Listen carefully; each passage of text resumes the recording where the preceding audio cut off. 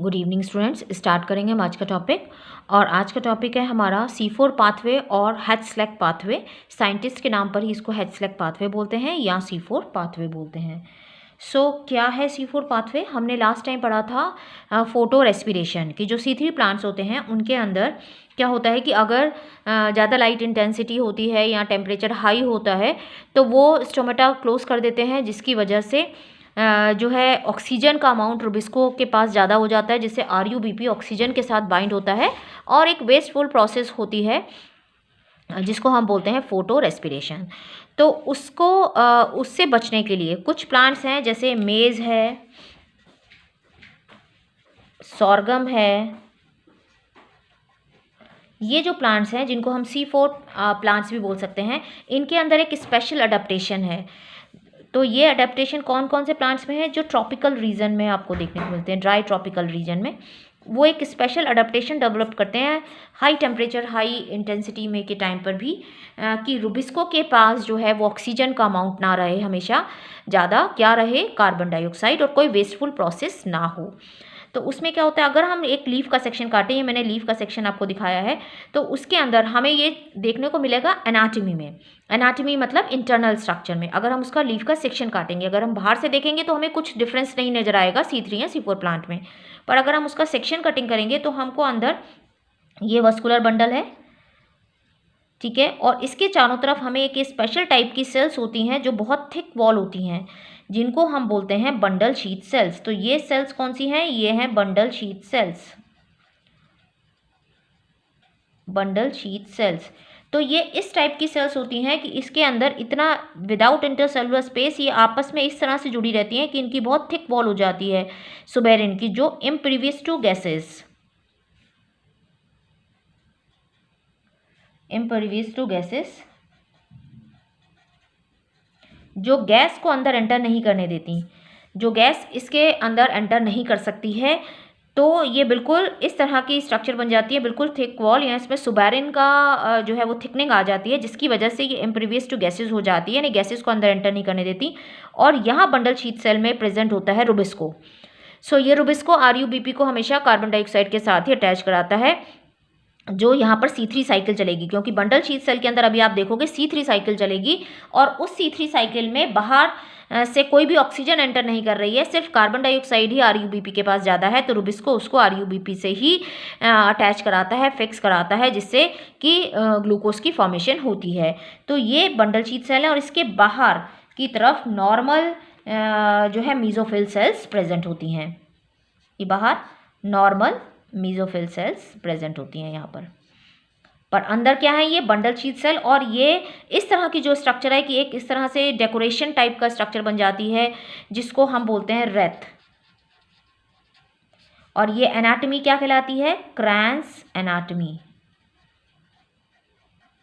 क्रैंस मतलब रेथ, यानी फूलों का एक वो डेकोरेशन वाला जिस तरह का होता है, एक घेरा सा बना हुआ इस तरह से गोल सा, जिसमें फ्लावर पूरे डेकोरेट होते हैं।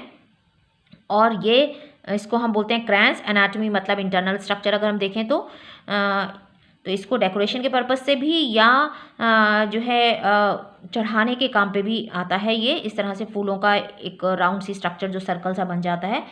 अब हमें यहाँ पे क्या हुआ कि ये बंडल शीथ सेल में यहाँ पर ये सुबेरिन आ गया, जिसकी वजह से गैसेज अंदर एंटर नहीं कर रही। यहाँ पर बंडल शीथ सेल में C3 साइकिल चलेगी, और मीजोफिल के अंदर यहाँ पर जो है दूसरा एंजाइम प्रेजेंट है। यहाँ पर रुबिस्को नहीं है, यहाँ पर प्रेजेंट है पेप्केस। तो इसको हम इन दो सेल्स को अलग से बना के मैं आपको पूरा समझा देती हूँ। तो देखो, सबसे बाहर हमारी आ गई एक मीजोफिल सेल, ये आ गई हमारी एक मीजोफिल सेल। अब इसके अंदर यहाँ आ गई हमारी बंडल शीथ सेल। तो बंडल शीथ सेल क्या होगी? बहुत थिक वॉल होगी। बंडल शीथ सेल की थिक वॉल है, ताकि कोई भी गैस इसके अंदर एंटर नहीं करे। तो यहाँ पर इसकी बहुत थिक वॉल होती है, ठीक है।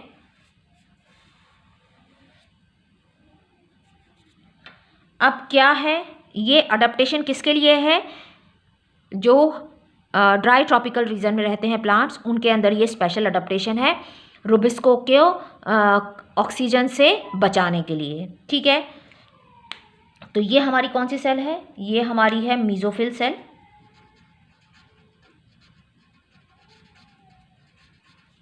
और ये हमारी है बंडल शीथ सेल।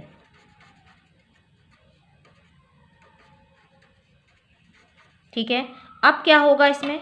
यहाँ पर कौन है कार्बन डाइऑक्साइड एक्सेप्टर? देखो, सबसे पहले तो हमने लिया वाटर प्लस कार्बन डाइऑक्साइड। ये जब दोनों मिलते हैं तो क्या बनता है? Carbonic acid H2CO3। ये बन गया कार्बोनिक एसिड। इस कार्बोनिक एसिड को जो है अगर इससे क्या बनेगा? इसका ब्रेकडाउन होता है तो बाइकार्बोनेट और हाइड्रोजन आयन बनते हैं। तो बाइकार्बोनेट बन गया और हाइड्रोजन आयन रिलीज हो गए। तो ये बाइकार्बोनेट को लेने के लिए कौन बैठा हुआ है यहाँ पर? पेप। ये पेप की फुल फॉर्म क्या है? यहाँ मैं लिख रही हूँ फॉस्फो इनॉल पाइरुवेट। ये फॉस्फो इनॉल पाइरुवेट पेप, यानी ये कार्बन डाइऑक्साइड एक्सेप्टर है। तो वहाँ पर कौन था? राइबोलोज बिसफॉस्फेट। राइबोलोज 1,5 बिसफॉस्फेट था carbon dioxide acceptor C3 pathway में। यहाँ पर फॉस्फोइनॉल पाइरुवेट है कार्बन डाइऑक्साइड एक्सेप्टर। तो किस फॉर्म में एक्सेप्ट करता है कार्बन डाइऑक्साइड को? बाइकार्बोनेट आयन के फॉर्म में। और एंजाइम यहाँ पर कौन सा है? एंजाइम का नाम है यहाँ पर पेपकेस। पेपकेस। अब पेपकेस की फुल फॉर्म क्या है? यहाँ पे मैं लिख रही हूँ पेपकेस की full form phospho इनॉल pyruvate carboxylase.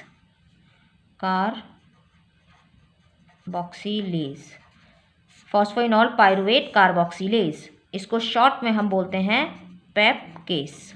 ठीक है, फॉस्फोइनॉल पाइरुवेट कार्बोक्सिलेज। और ये एक ऐसा एंजाइम है, इसके पास अगर ऑक्सीजन यहाँ आ भी जाएगी तो ये पेप को हमेशा कार्बन डाइऑक्साइड के साथ ही फिक्स कराएगा, कभी भी ऑक्सीजन के साथ अटैच नहीं कराएगा। तो यहाँ पर क्या हुआ? जब ये इसने इसको ले लिया और ये जो पेप है ये 3 कार्बन कंपाउंड है। 3 कार्बन कंपाउंड है, एक कार्बन यहाँ से आ गया।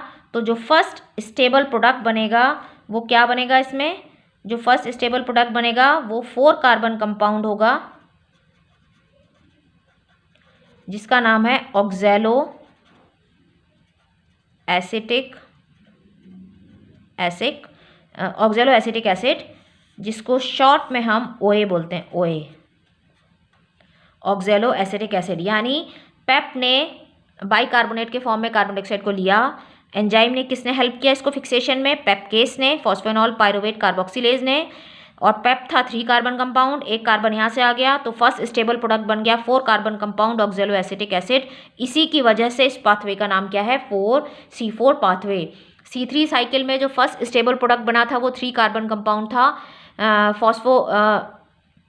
फॉस्फोग्लिसरिक एसिड या फॉस्फोग्लाइकोलेट, इसलिए उस साइकिल का नाम था C3 पाथवे। यहाँ पर बना 4 carbon compound oxalo acetic acid, इसलिए इसका नाम हो गया C4 पाथवे। अब ये ऑक्सैलो एसिटिक एसिड किस में चेंज हो जाएगा? Malic acid. ये भी 4 कार्बन कंपाउंड है। मैलिक एसिड या एस्पायरेटिक में भी हो सकता है, वो भी 4 कार्बन कंपाउंड है। अब देखो यहाँ से कोई गैस तो इसके अंदर एंटर नहीं कर सकती। बंडल शीथ सेल ने इस तरह से अपनी अडेप्टेशन बनाई है कि यहाँ पर कोई गैस एंटर नहीं कर सकती। तो प्लांट्स के अंदर क्या है कि अगर वो गैस को नहीं एंटर, यहाँ से ना तो कार्बन डाइऑक्साइड आ सकती है ना ऑक्सीजन आ सकती है, पर केमिकल तो एंटर कर सकता है ना। केमिकल तो जा सकता है, गैस के लिए इम्प्रीवियस है, पर गैस केमिकल तो आ जा सकता है धीरे धीरे। तो ये केमिकल यहाँ पर एंटर करता है, यहाँ पर ट्रांसपोर्ट हो जाता है। ठीक है, तो पहला तो ये फिक्सेशन हो गया किसका? कार्बन डाइऑक्साइड का। किसके फॉर्म में? ऑक्सैलो एसिटिक एसिड के फॉर्म में। किसने कराया? पेपकेस ने। एक्सेप्टर कौन था? Phosphoenol pyruvate. अब ट्रांसपोर्ट होके जब ये यहाँ पर आता है किस फॉर्म में आता है? मैलिक एसिड के फॉर्म में। और मैलिक एसिड आपको पता है 4 कार्बन कंपाउंड है। अब यहाँ पर कौन बैठा हुआ है? यहाँ पर बैठा है, हमने बोला था बंडल शीथ सेल के पास बैठा हुआ है रुबिस्को। ठीक है, रुबिस्को बैठा हुआ है यहाँ पर नहीं है। मीजोफिल में रुबिस्को एब्सेंट है, बंडल शीथ में रुबिस्को प्रेजेंट है। और रुबिस्को है तो यहाँ RUBP भी है। ये RuBp यहाँ पर प्रेजेंट है C3 साइकिल के लिए। तो अब क्या होगा, जो ये मैलिक एसिड यहाँ पर आया है इसका डीकार्बोक्सिलेशन होगा। डीकार्बोक्सिलेशन का मतलब है इसमें से कार्बन डाइऑक्साइड रिमूव हो जाएगी। जब मैलिक एसिड जो 4 कार्बन कंपाउंड था उसमें से एक कार्बन डाइऑक्साइड चली गई, डीकार्बोक्सिलेशन हो गया, तो उसमें से क्या बन गया, 3 कार्बन कंपाउंड जिसका नाम है पायरुविक एसिड। ठीक है, ये पायरुविक एसिड जो बना है, ये पायरुविक एसिड वापस चला जाता है इस पेप को बनाने में। किसको, ये पेप को बनाने में, फॉस्फोइनॉल पायरुवेट, इसको बनाने के लिए वापस से चला जाता है। और ये कार्बन डाइऑक्साइड RuBp के पास आ गई, तो ये फिर से RuBp इस कार्बन डाइऑक्साइड को ले लेगा, रुबिस को इसके साथ इसको ज्वाइन कराएगा और यहाँ पर C3 साइकिल चलने लग जाएगी और यहाँ पे ग्लूकोज बन जाएगा। तो ग्लूकोज तो C3 साइकिल में ही बनता है, तो यहाँ पर ग्लूकोज बन गया। किसकी वजह से, RuBp के पास कार्बन डाइऑक्साइड आ गई, रुबिस्को ने इसको उसके साथ जोड़ा, C3 साइकिल कंटिन्यू कराई जो हमने पहले पढ़ लिया और बन गया ग्लूकोज। अब ये जो पायरुविक एसिड बना था मैलिक एसिड से 3 कार्बन कंपाउंड, क्योंकि एक कार्बन डाइऑक्साइड यहाँ निकल गई तो 3 कार्बन कंपाउंड बचा पायरुविक एसिड, ये वापस जाएगा इसको पेप को बनाने में। तो यहाँ पर 2 ATP यूज हो जाते हैं, 2 ATP यूज हो गए। ठीक है, और बन गया क्या, 2 ADP प्लस इनऑर्गेनिक फॉस्फेट। तो 2 ATP यहाँ यूज हो गए। तो ठीक है, अब आपको समझ में आया क्या हुआ, ये साइकिल कंटिन्यू हो गई कि बाइकार्बोनेट कार्बोनिक एसिड बना, ये किस में ब्रेक डाउन हो गया, बाइकार्बोनेट आयन में और हाइड्रोजन में। बाइकार्बोनेट आयन को पेप ने ले लिया, फॉस्फेनॉल पायरुवेट ने, एंजाइम कौन था, पेपकेस, फॉस्फेनॉल पायरुवेट कार्बोक्सिलेज। ये 3 कार्बन कंपाउंड है, ये 1 कार्बन आ गया, 4 कार्बन हो गए, 4 carbon compound first stable product बन गया ऑक्जेलो एसिटिक एसिड, इसीलिए इसका नाम है C4 पाथवे, इसको हम OA भी बोलते हैं। अब ये कन्वर्ट हो जाता है मैलिक या स्पैरेटिक में, दोनों ही 4 कार्बन है मैलिक एसिड के फॉर्म में, क्योंकि बंडल शीट में गैस नहीं जा सकती पर केमिकल तो जा सकता है। तो ये ट्रांसपोर्ट होता है यहाँ पर मैलिक एसिड के फॉर्म में, जिसका डीकार्बोक्सिलेशन होता है, जिससे डीकार्बोक्सिलेशन मतलब एक कार्बन डाइऑक्साइड निकल जाएगी तो 3 कार्बन बचेंगे, पायरुविक एसिड बन जाएगा। ये पायरुविक एसिड वापस यहाँ पर आ जाएगा जिसमें 2 ATP यूज हो जाएंगे और ये कार्बन डाइऑक्साइड RuBp लेके रुबिस्को उसको क्या करेगा, फिक्स करा देगा और ग्लूकोज का मॉलिक्यूल बना देगा। तो यानी C4 पाथवे में भी C3 साइकिल चलती है और उसी से ग्लूकोज बनता है। बट ये अडेप्टेशन क्यों थी कि ऑक्सीजन ना आए रुबिस्को के पास। ठीक है, तो अब यहाँ पर टोटल ATP कितना खर्चे हुए, टोटल ATP कितने यूज हुए,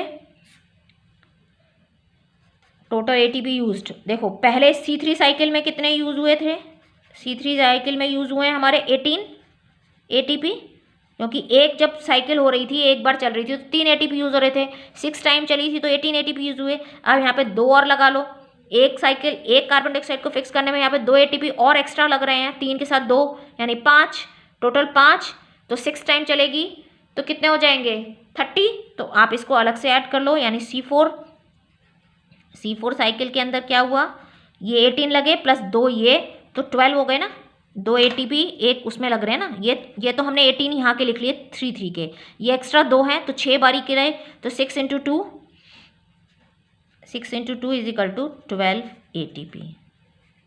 तो टोटल हो गए 30 ATP। यहाँ वैसे भी आप कर सकते हो, अगर आपको उसका याद है कि C3 में 3 लग रहे थे, 2 और ऐड कर दो 5 और 6 टाइम ये साइकिल चलेगी तो 6 × 5 = 30, तो टोटल ATP यहाँ पर यूज हुए 30। ठीक है, टोटल 30 ATP यूज हुए। तो आपको समझ में आया होगा कि ये साइकिल कैसे चलती है। ठीक है, तो please like, subscribe and share. Thank you, thanks for watching.